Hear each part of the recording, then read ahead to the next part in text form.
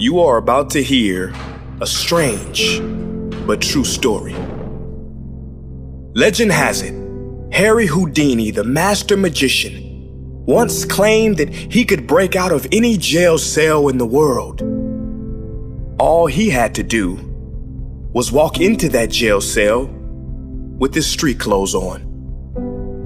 "I'll be out of there in 1 hour, no problem," he said.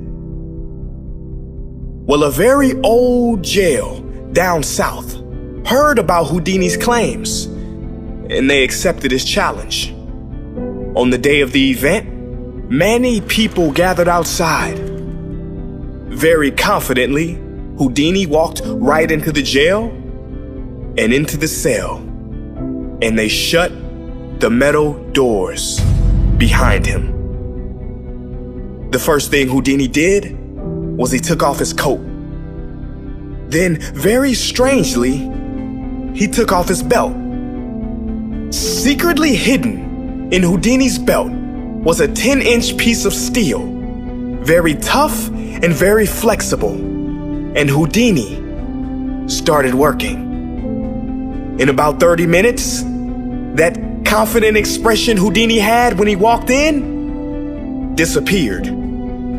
In 1 hour, he was bathed in sweat. And at the end of 2 hours, Houdini, in defeat, collapsed against the door, which then opened.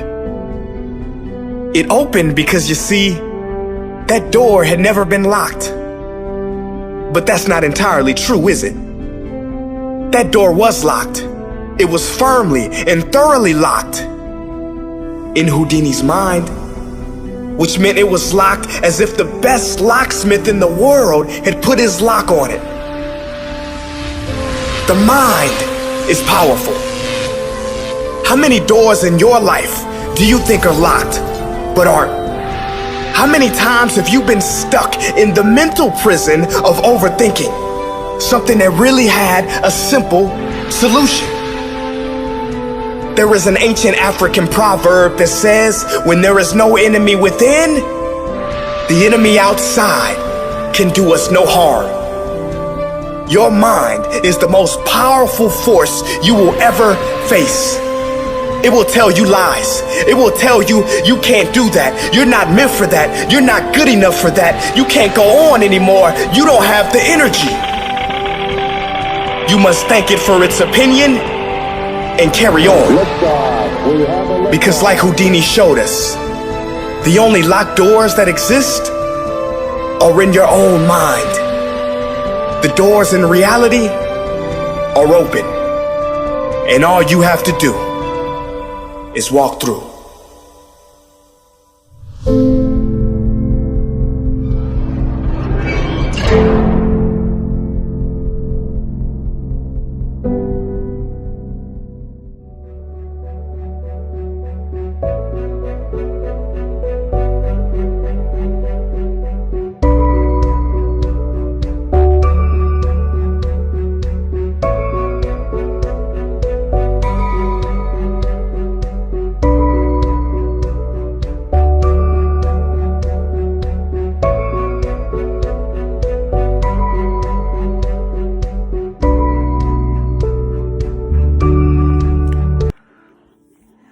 What's up, guys?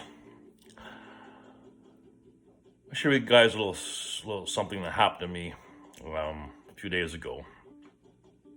Stuck with me for those few days until now, and I just kind of finally put the last kind of pieces to the experience.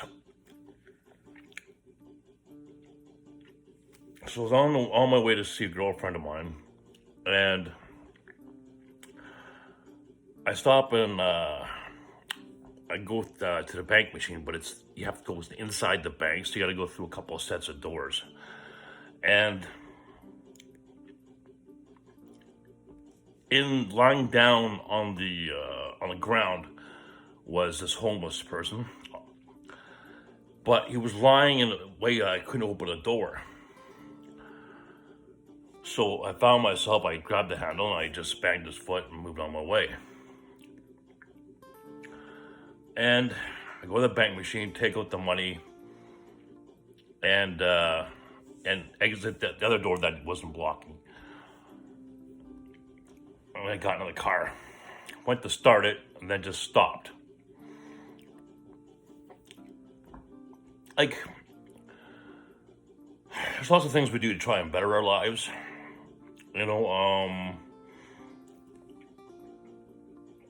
But bettering your lives and actually changing old habits and changing things that are hardwired is a totally different matter. And that was not me. That wasn't how I would have been in the past.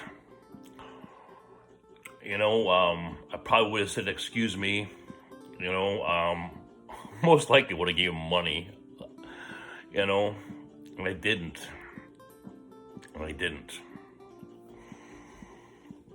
Very, very strange. So I sat there and I thought about that.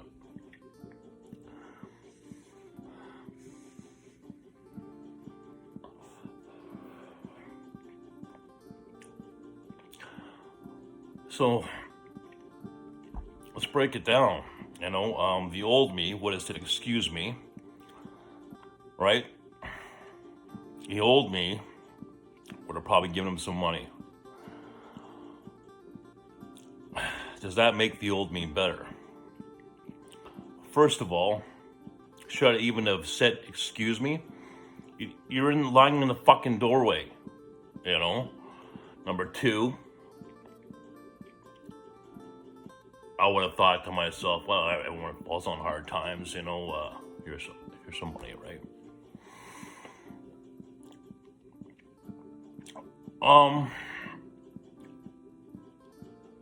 I don't know, was giving someone money the right thing to do as the old me? Well, maybe I'm still like that, but it's certainly not that situation.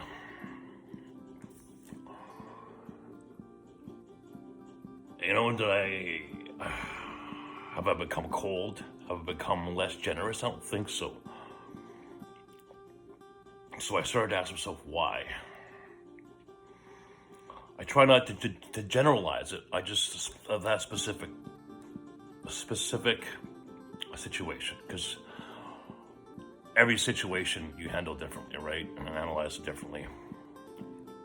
So that's what I was doing.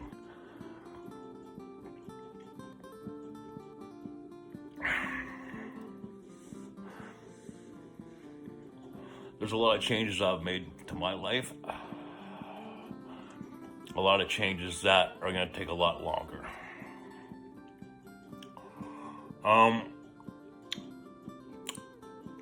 Going through what I've been through in the last few years, I see that homeless man a little bit differently now than I would have in the past. Now, going through what I went through, I don't know what that gentleman's story is. But I can tell you one thing that I never would have thought of before. And that is choice. It's choice. You hear a lot of people talk about, drugs or alcohol, or, and wind up in the street. That's still a choice.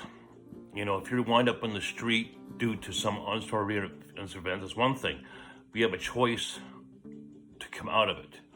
You have to make a choice. Now, the difficult thing about these choices, from my experience, is even though sometimes the choice is not good for you, it's easier to make that same choice because it's what you know. That's what you're used to. You're used to that negative part of your life. Someone would see that and go, fuck, you live like that. Well, it's easy. I live like this every day on the street, or I am a drug addict or an alcoholic, or whatever you're doing that's self-destructive or bad for your body with the foods that you eat. You get used to it. You get fucking used to it. You know, so it's almost like the change is more uncomfortable and unbearable, the process of change, than the actual act itself. Yeah, it was, fucking occupied my mind for quite a few days there. But it makes so much sense, you know? My ex-wife once said, what was the term she used? Maybe it wasn't her. But some people need that constant chaos in their life. Now, for me, it was a mental illness thing, right? That chaos was feeding the manic part of my illness, right? I understand that now. I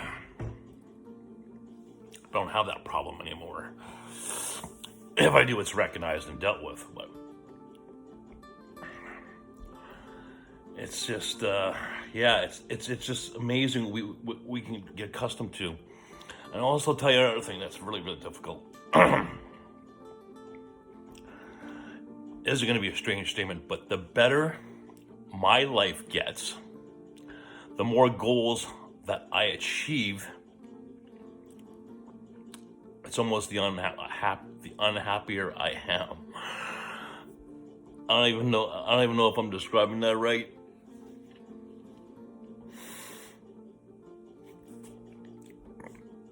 It's almost like maybe because it's uncharted territory and I have no idea what to do. Oh, reach another goal. Now what do I do? Reach another goal. Now what do I do? I don't want to get too personal. I don't want to try and stop getting, away from the personal stuff. I said that in one of my videos. I want to try to stay away from that. But I want to try to make the point that it's just such a weird fucking thing. Weird thing when you find yourself catching yourself. Looking at yourself in the mirror changes one thing, but to notice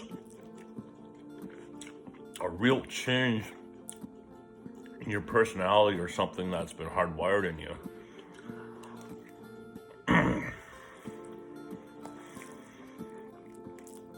So I think that's one of the hardest things about change is not so much changing. It's the unknown of, what do I do when I change? Like, if I stop doing this, then what do I do?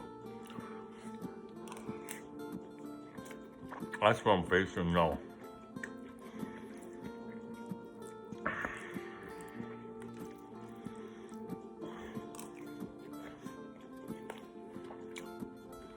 So as a humanist, do I feel bad from sleeping, on the fucking floor of a bank with his belongings outside?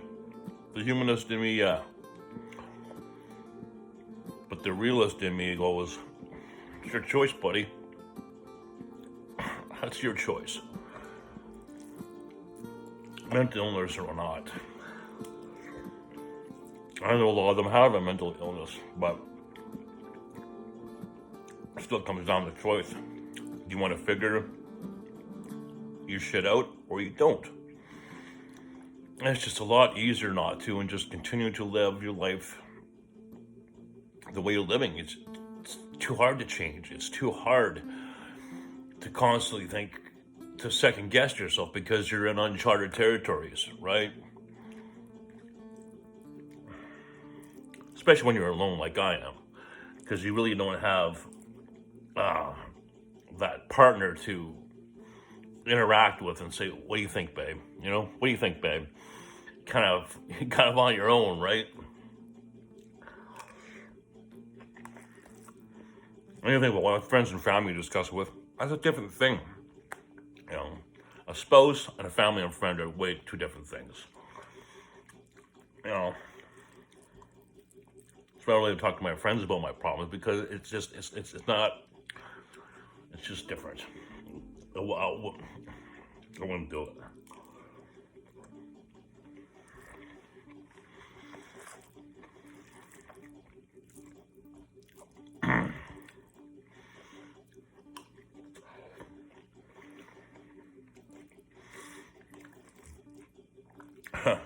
this last recent goal that I've attained really fucked me up. I'm like, okay, well, fuck now, what do I do? What do I do? What do I do? It was so fucked up. So that sent me right into a manic episode,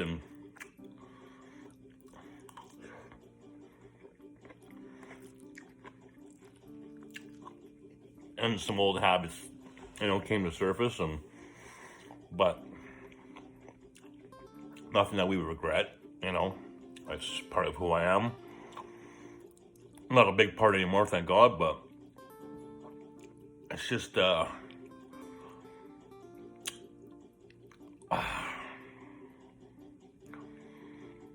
guess this is some of the things that people talk about where they always have to have a plan. You have short-term goals and long-term goals. I had a lot of short-term goals, a lot, but hit them all pretty quick. Long-term goals, I don't know.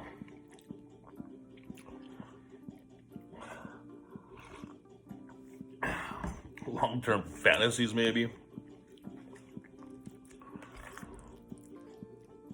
So I did a post I said, I fought a 20-year war that no one could understand.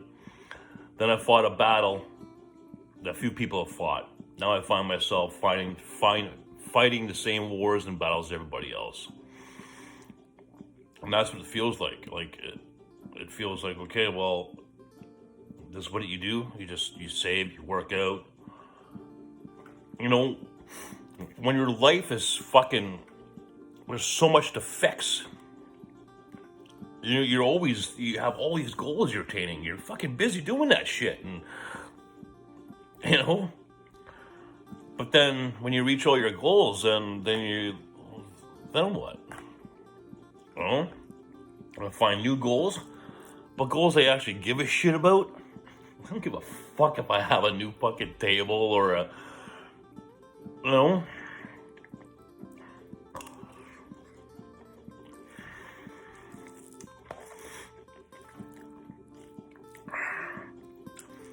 There's goals I have pertaining to my mental illness, but that's just going to be just time and just learning how to live in a non-manic world and adjusting to that. That'll just take time. That's just ongoing. And what I mean by living in a non-manic world is there's so many things that I don't know how to do from a non-manic standpoint.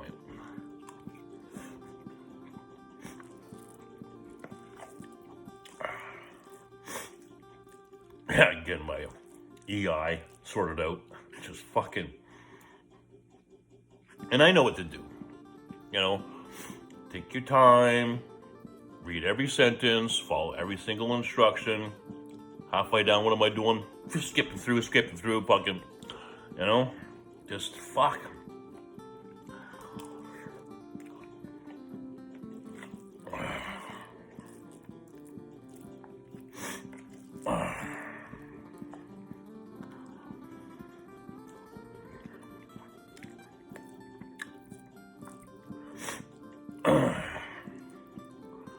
It's scary sometimes to think.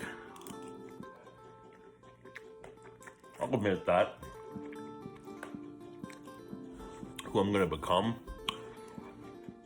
Personality-wise. Because I see a lot of changes. There's still little things of the old me, but it's almost sometimes I don't recognize myself. And it's a very strange thing. But I tell myself, right?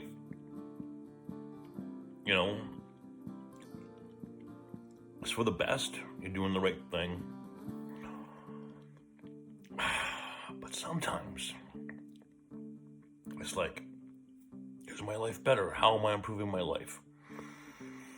Sure, my old life was just fucking chaos, but I had a good life. I was making good money.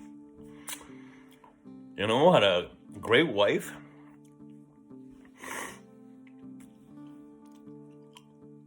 You know, I had a job that I fucking hated and loved. Just like everybody else.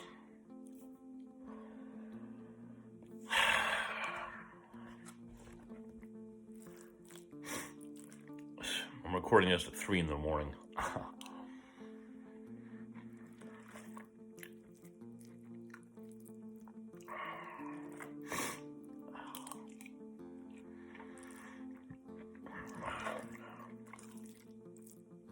Everything's a fucking choice, eh?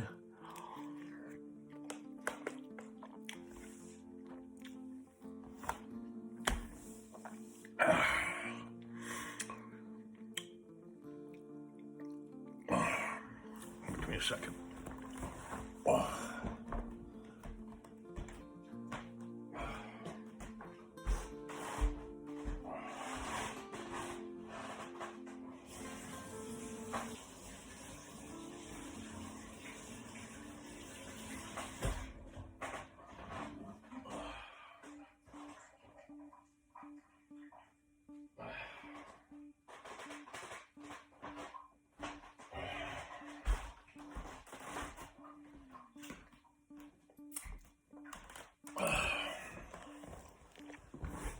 This part I might edit out later, but I want to share it.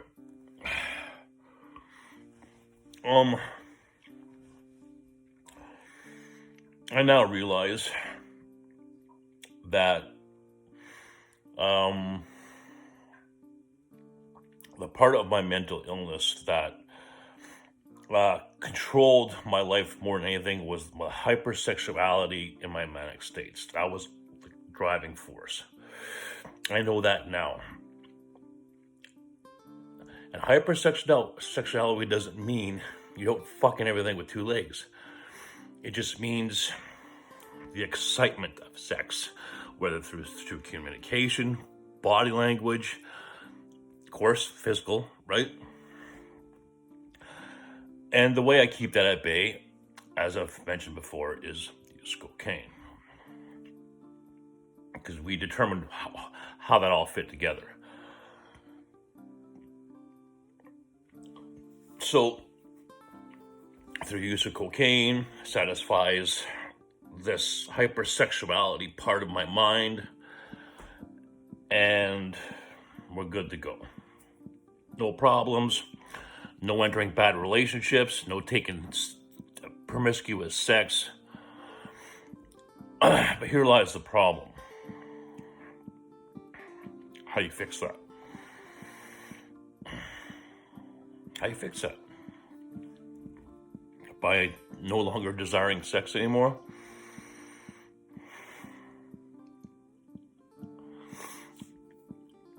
I can see at a point in someone's life, well, they'll have to make a decision and be honest with themselves, like, okay, well, I'm going to be alone for the rest of my life. Chances of me ever having sex again are probably very slim. Like, there's certain realities, I think, at certain ages where you have to come to terms with.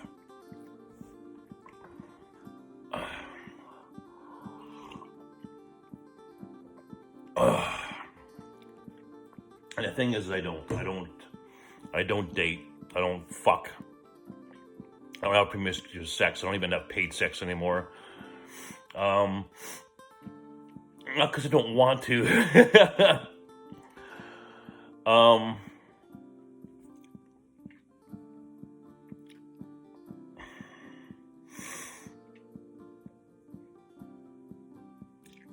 Because doing that wouldn't improve my life. It would only invite chaos. But then now we're talking about sustainability. I'm not going to use cocaine until I'm fucking 100 years old, right? And you can only jerk off so many times. Now that I'm training, I'm taking testosterone injections, sure, more testosterone will heighten your sexuality, but it's not that. It's I explained it in one of my videos it's more of a feeling than an act, you know? Oh, I wish I could put it in the words, but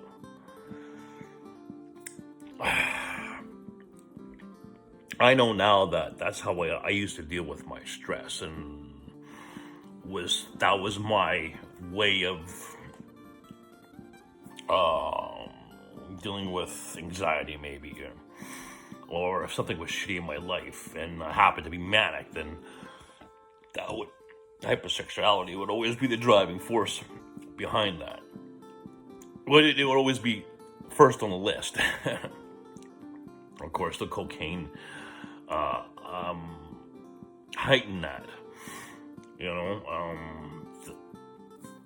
it's almost like cocaine's the cure for it. Such a strange thing.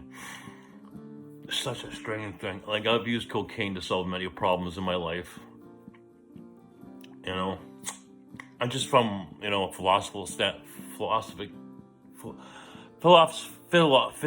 holy snappings, philosophical standpoint, you know, whatever, you know, it's, I'm not trying to justify using cocaine here, you know, just like you're not going to justify drinking or using aspirin.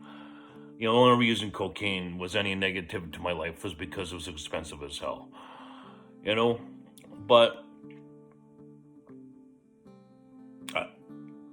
it's not sustainable. It's not. I don't give a fuck even if it's illegal, you know. It's not something I wish to continue to do, you know, to satisfy that need. And it has to be dealt with. It has to be recognized. Because if I don't deal with that, it'll manifest itself in another way, right? So it is what it is right now. But let's go back, get off topic. So how do you cure hypersexuality? Or like, to me, like, how could you not, you know, fucking want to have sex or have that connection with somebody? Isn't that like a death sentence? Like, I don't know. I don't know. Can you be a whole person without having that feeling? I don't know, man. Oh, monks do it, right? But I'm not a monk. I don't answer to a higher power, right? I'm not devoting my life to their code. I'm just trying to make it through this life fulfilled.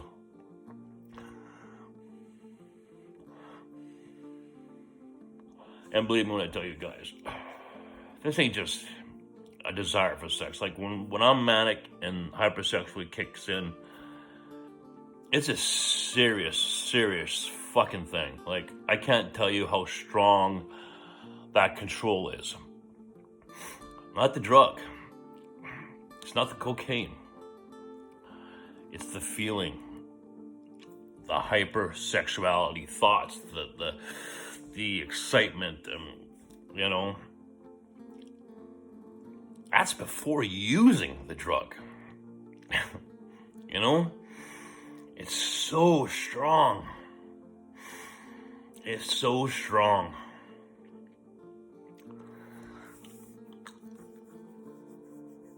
It's so strong, and I've tested it, and if I don't deal with it,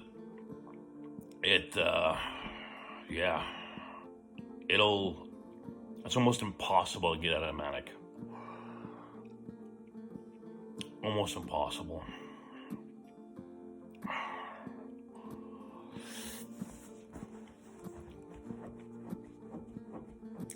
But it's a feeling.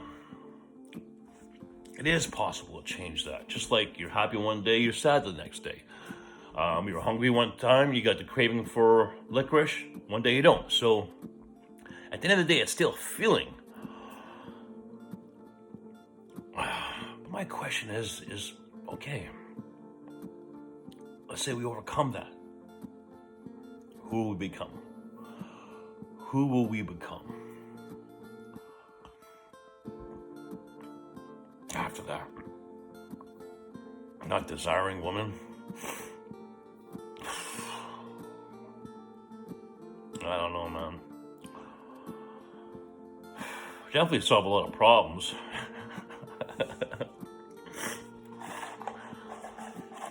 I don't know, but deny yourself that pleasure. There's a lot of pleasures that we deny ourselves, though, right? Like when I die, I won't reach for that chocolate bar. Just to say that I can. But it goes away. It goes away. Cravings go away. I'll get horny one day. It goes away. But it's that manic mindset when I'm hypersexual. I can't.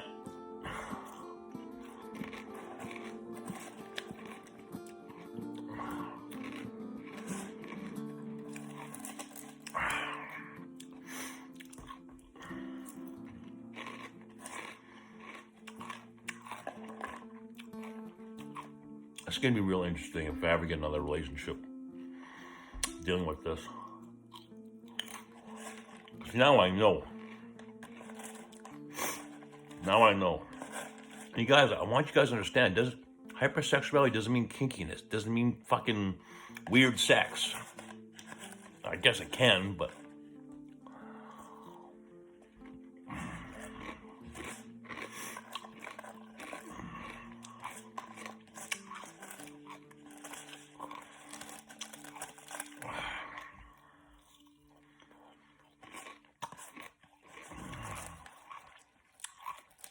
I remember when the fucking... I gotta tell this. I don't want to tell my stories.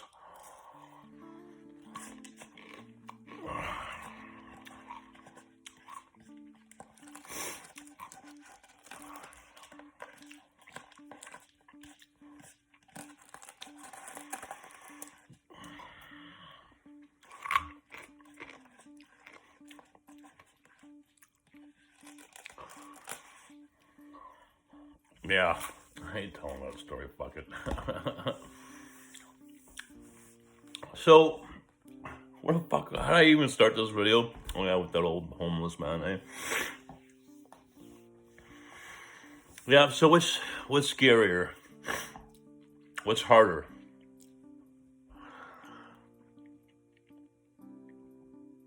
I think change is easy.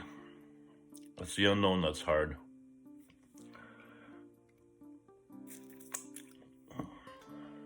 Because there's a lot of shit I have no idea what the fuck I'm gonna do.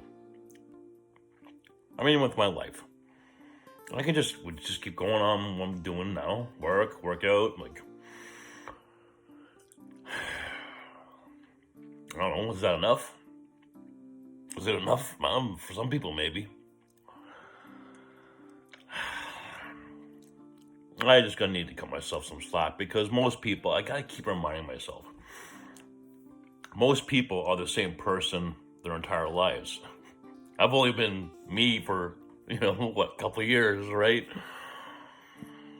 Oh, fuck, I'm so hard on myself.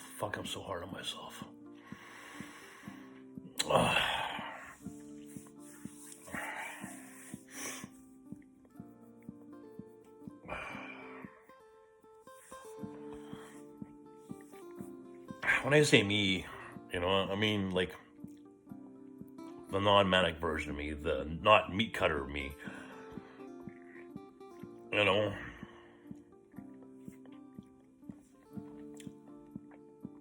Man in the bubble.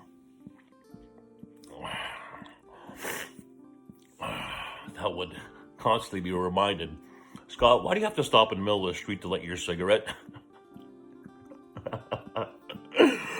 Oh, she used to make me laugh. What the fuck are you doing? I'm like, huh? Just completely oblivious. My own fucking world, right?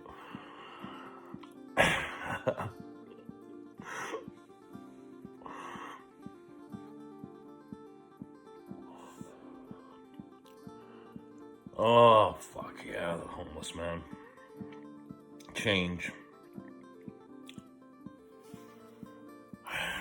But it does give you a different perspective on things, the way you see people too, right?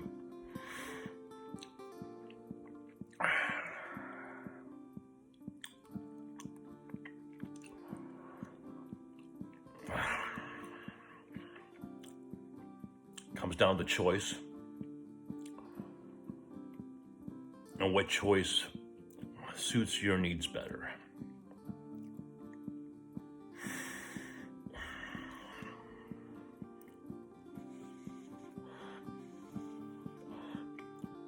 But then there's things that we have to come to terms with that there are no solutions to, right?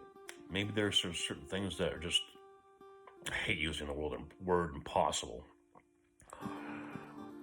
But there is some things we can't change. Right? Maybe no matter what, I'll always have to deal with this hypersexual part of my manic behavior. And that's all it is now. It'll always manifest itself to that end point. If something happens where there's a stressor or a trigger, my mind immediately goes that direction. Before manic behavior would manifest itself a lot of different ways, but that's the one that sticks with now. And believe me, it's tough. It's tough not to act on it, whether it be online or women I interact with. It's really tough. Really tough.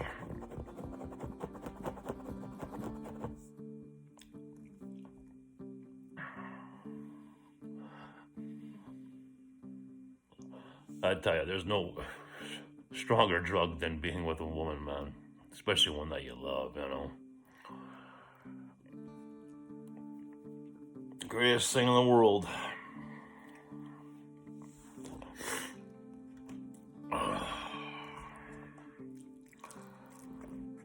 Fuck, imagine someone like that, you feel about that dying on you.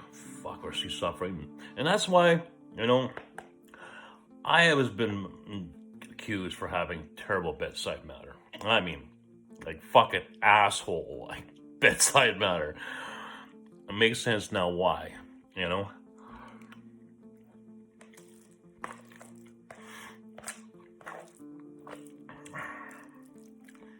I don't think the women in my life give me credit for how much I actually did care.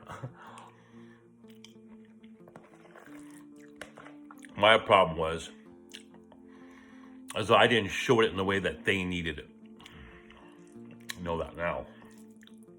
Because we all interpret love differently, right?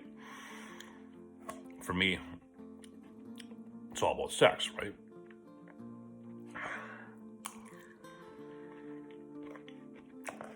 That's how I interpret it.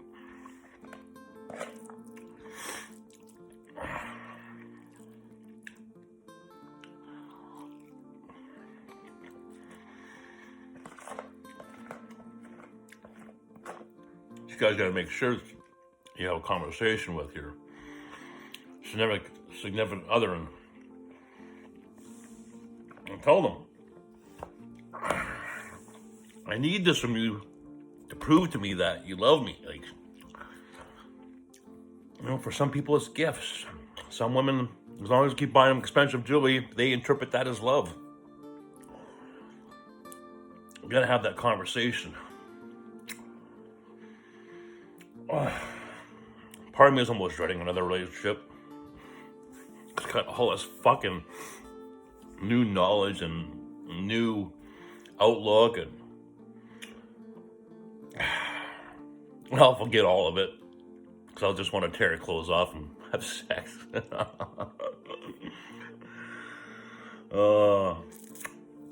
Fuck.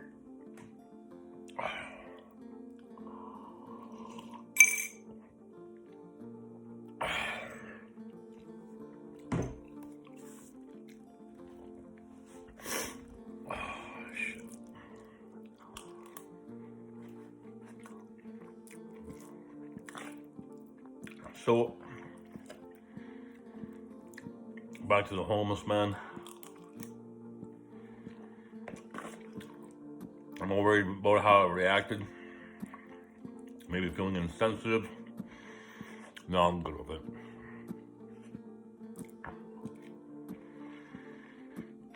I'm good with it.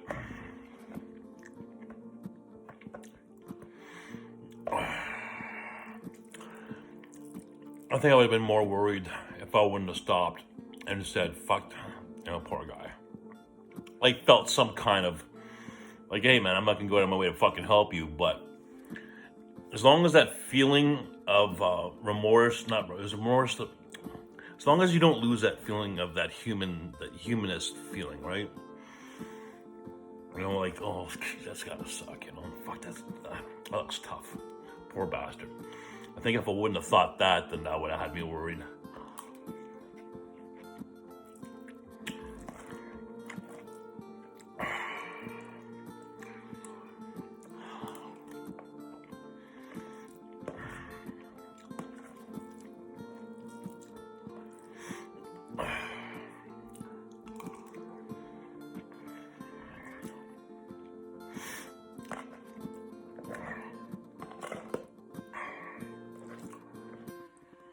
Oh, shit.